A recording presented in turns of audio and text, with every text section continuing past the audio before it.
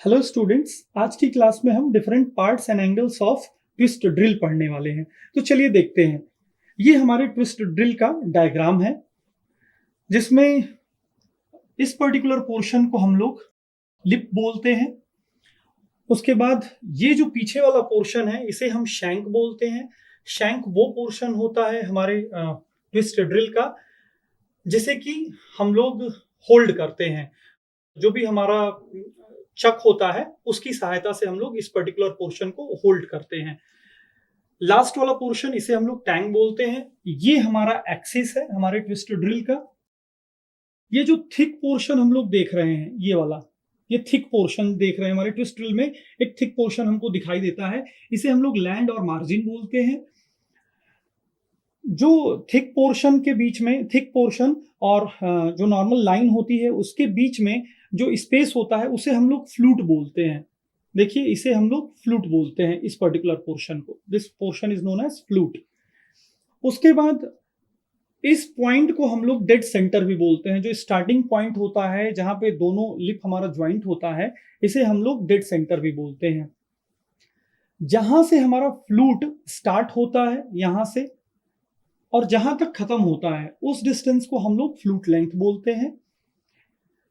नेक के पहले वाले पोर्शन से लेकर के, जहां से नेक स्टार्ट हो रहा है, उस पोर्शन को लेकर के और डेड सेंटर तक के पोर्शन को हम लोग body length of the twist drill बोलते हैं। और पूरे सेटअप को, पूरा जो सेटअप है हमारे ट्विस्ट ड्रिल का, उसको हम लोग ओवरऑल लेंथ बोलते हैं। तो ये इंपॉर्टेंट टर्मिनोलॉजीज है हमारे ट्विस्ट ड्रिल में। अब अगर मैं बात करूं एंगल्स की, तो देखिए यहाँ पे दूसरा डायग्राम हम लोग देख रहे हैं ट्विस्ट ड्रिल का, जिसमें हम लोग डिफरेंट एंगल्स देख सकते हैं। मान लीजिए ये सरफेस है जहां पे हमारा ट्विस्ट ड्रिल टच कर रहा है, तो इस पोर्शन को हम लोग देखिए डेड सेंटर बोलते हैं। ये वाला जो पोर्शन होता है, उसे हम लोग फ्लैंक बोलते हैं। उसके बाद जो थिक पोर्शन होता है हमारे ट्विस्ट ड्रिल में, जैसा कि यहाँ पे हमने देखा था, इसको हम लोग लैंड या मार्जिन बोलते हैं। उसके बाद वर्टिकल डायरेक्शन से, ये जैसा वर्टिकल हम लोगों ने बीचों बीच जो एक्सिस है हमारे ट्विस्ट ड्रिल की, उससे और लैंड के बीच का अगर हम लोग एंगल देखते हैं, उस एंगल को हम लोग रेक एंगल या हेलिक्स एंगल बोलते हैं। यहाँ पे जो हमारा पॉइंट है, यहाँ पे जो हमारा ये लिप है, इसे हम लोग लिप बोलते हैं।